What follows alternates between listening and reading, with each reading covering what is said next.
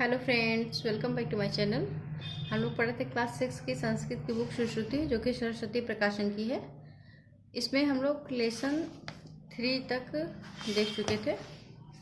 द्वितीय पाठ, हाँ, लेसन 3 तक देख चुके थे। आज हम लोग को लेसन 4 देखना है। चलिए देखते हैं लेसन 4 में क्या है।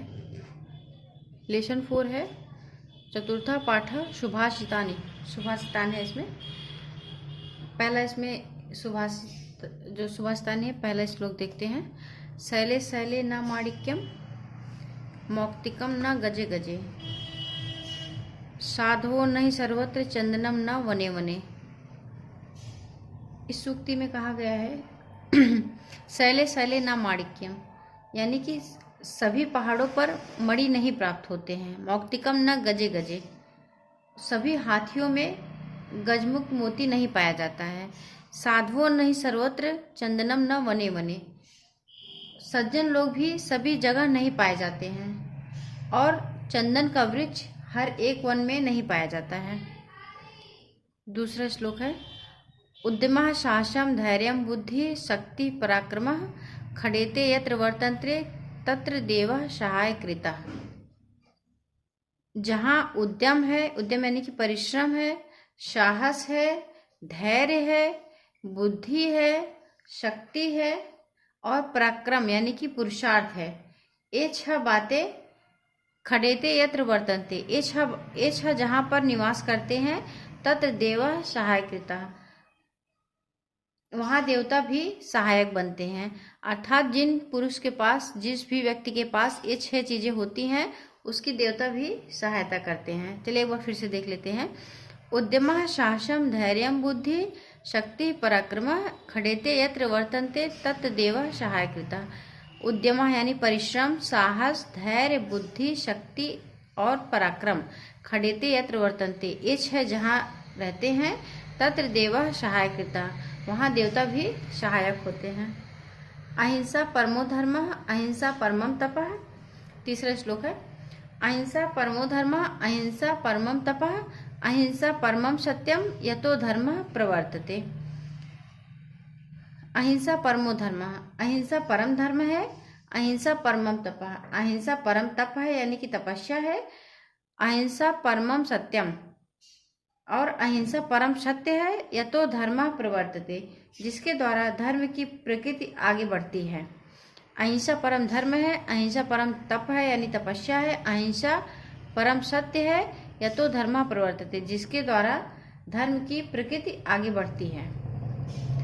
चौथा सूक्ति देख लेते हैं। गंगा पापम शशि तापम, गंगा पापम शशि तापम दैन्यम कल्प तरुस्तथा पापम तापम च दैन्य च हन्ति साधु समागमः। यानी कि इस सूक्ति में सज्जनों की महिमा, सज्जनों की संगति की महिमा बताते हुए कहा गया है कि गंगा स्नान से, गंगा पापम, गंगा स्नान से सब पाप, शशि तापम चंद्रमा के दर्शन से ताप यानी कि गर्मी, दैन्यम कल्प तरुष तथा एवं कल्पवृक्ष का दर्शन दरिद्रता को दूर कर देता है। सब कहते हैं कि जितना भी पाप किए रहो गंगा में स्नान कर लो तो सारा पाप धुल जाता है। वही कहा गया इसमें गंगा पापम, गंगा स्नान से सब पाप, शशि तापम चंद्रमा के दर्शन से सारा जो गर्मी रहती है, जो तप रहता है, वो दैन्यम कल्प तरुष तथा कल्पवृक्ष का दर्शन, दैन्य माने दर्शन, कल्पवृक्ष का दर्शन करने से सारी दरिद्रता दूर हो जाती है। पापम तापम च दैन्य च हन्ति साधु समागमः, परंतु सज्जनों की संगति से, पापम तापम च दैन्य च हन्ति साधु समागमः, परंतु सज्जनों की संगति से पाप, ताप और दरिद्रता तीनों ही दूर हो जाती हैं। इस सुभाषित में कहा गया है कि गंगा के दर्शन से, गंगा स्नान से सब पाप नष्ट हो जाता है। चंद्रमा के दर्शन से ताप नष्ट हो जाता है, यानी जो गर्मी होती है वो नष्ट हो जाती है। दैन्यम कल्प तारुष तथा कल्पवृक्ष का दर्शन दरिद्रता को दूर कर देता है। पापम तापम च दैन्य, पाप, ताप और जो दरिद्रता है, सारे तीनों दुख तब दूर होते हैं जब हम किसी सज्जन की संगति में आ जाते हैं। अर्थात हमें हमेशा सज्जनों की संगति करनी चाहिए। 5वां श्लोक देखते हैं। हंसा श्वेता बका श्वेता,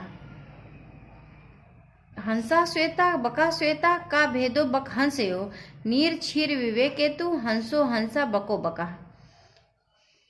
इस सुभाषित में कहा गया है, यूं तो हंस भी श्वेत होता है, हंसा श्वेता हंस भी श्वेत होता है, बका श्वेता बगुला भी श्वेत होता है, सफेद होता है। का भेदो बक हंसयो, बगुले में और हंस में कोई भेद नहीं है। नीर क्षीर विवेकेतु हंसो हंस बको बका, परंतु जब दूध और पानी के मिश्रण को अलग करना होता है तो हंस हंस हो जाता है और बगुला बगुला हो जाता है। यानी कि तभी अंतर पता चलता है कि ये हंस है, ये बगुला है। हंस और बगुला दोनों नीर और पानी और दूध के मिश्रण को अलग नहीं कर सकते हैं। 6वां है, 6वीं सूक्ति है।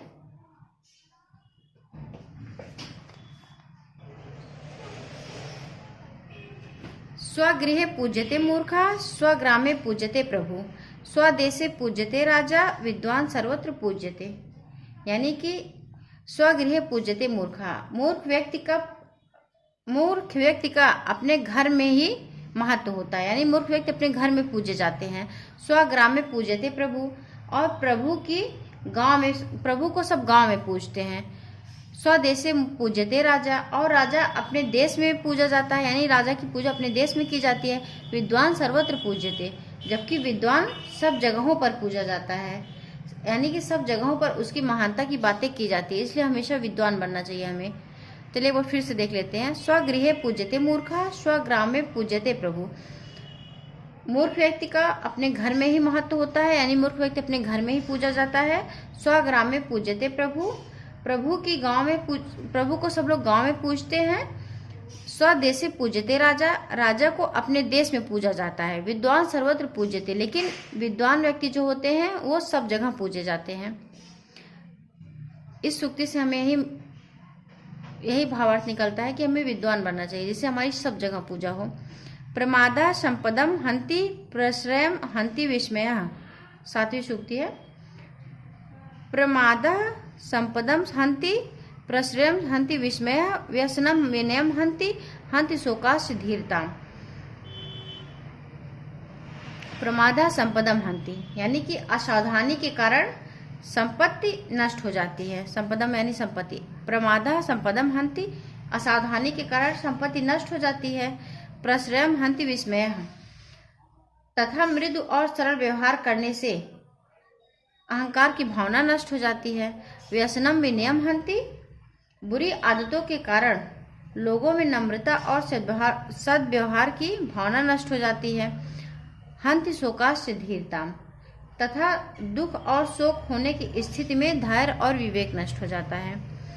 फिर से देख लेते हैं एक बार। असावधानी के कारण संपत्ति नष्ट हो जाती है। प्रश्रयम हंति विस्मयः, मृदु और सरल व्यवहार करने से अहंकार की भावना नष्ट हो जाती है। व्यसनम विनयम हंति, बुरी आदतों के कारण लोगों में नम्रता और सद्व्यवहार की भावना नष्ट हो जाती है। हंति शोकस्य धीरता, तथा दुख और शोक होने की स्थिति में धैर्य और विवेक नष्ट हो जाता है। 8वां श्लोक देखेंगे। पृथिव्याम त्रीणि रत्नानि, जलम अन्नम सुभाषितम, मूढ़ पाषाण खंडेषु रत्न संज्ञा विधीयते। इस पृथ्वी पर 3 ही रत्न हैं। पृथ्व्याम त्रीणि रत्नानि, पृथ्वी पर 3 ही रत्न है। जल है, वो अन्न है, और सुभाषित है, यानी कि अच्छे वाक्य है। मूढ़ पाषाण खंडेषु रत्न संज्ञा विधीयते, परंतु मूर्खों के द्वारा पत्थर के टुकड़ों में, मूढ़ पाषाण खंडेषु, मूर्खों के द्वारा पत्थर के टुकड़ों को ही रत्न की संज्ञा दी जाती है। 9वां श्लोक देखते हैं। प्रदोषे दीपकस् चंद्र, प्रभाते दीपको रवि, त्रैलोक्ये दीपको धर्म, सुपुत्र कुल दीपकः। प्रदोषे दीपकस् चंद्र, प्रदोष काल अर्थात संध्या में चंद्रमा दीपक है। प्रदोष से दीप का चंद्र है, यानी कि प्रदोष काल में, यानी कि संध्या के समय चंद्रमा ही दीपक है। प्रभाते दीप को रवि, और प्रभात के समय यानी सुबह के समय सूर्य भगवान ही दीपक हैं। त्रैलोक्य दीपको धर्मा, तीनों लोकों में धर्म दीपक है। सुपुत्रा कुल दीप का, और जो सुपुत्र है, अच्छा जो पुत्र है, वो कुल का दीपक होता है। अधमा धनम इच्छन्ति, धन मानव च मध्यमा, उत्तमा मानम इच्छन्ति, मानो ही महताम धनम। इसका मतलब है अधमा धनम इच्छा, अधमा यानी कि नीच व्यक्ति जो होते हैं, जो व्यक्ति लालची होते हैं, उनको कहा गया है। जो लालची लोभी प्रवृत्ति के होते हैं, अधमा धनम इच्छन्ति, जो लोभी प्रवृत्ति के व्यक्ति होते हैं वे केवल धन की इच्छा करते हैं। धन मानव च मध्यमा, और जो मध्यम वर्ग के लोग होते हैं, मध्यम मार्गी लोग होते हैं, वो धन और सम्मान दोनों की इच्छा करते हैं। धन मानव, धन और सम्मान दोनों की इच्छा करते हैं। उत्तमा मानम इच्छन्ति, और जो उत्तम प्रकृति के लोग होते हैं, श्रेष्ठ कोटि के, उच्च कोटि के, वो जो है सम्मान की इच्छा करते हैं। मानो ही महताम धनम, वो जो है सम्मान को ही सर्वोपरि मानते हैं। सबसे बड़ा धन सम्मान को ही मानते हैं। इस तरीके से हमारा सुभाषितानी का एक चैप्टर यहाँ पे कंप्लीट होता है। आगे शब्दार्थ दिया है और अभ्यास कार्य। शब्दार्थ आप लोग अपनी कॉपी में नोट डाउन कर लीजिएगा, और अभ्यास कार्य हम करवाएंगे। अगर वीडियो पसंद आया हो तो चैनल को लाइक और सब्सक्राइब करना मत भूलिएगा, और अपने दोस्तों के बीच जरूर शेयर करिएगा। धन्यवाद।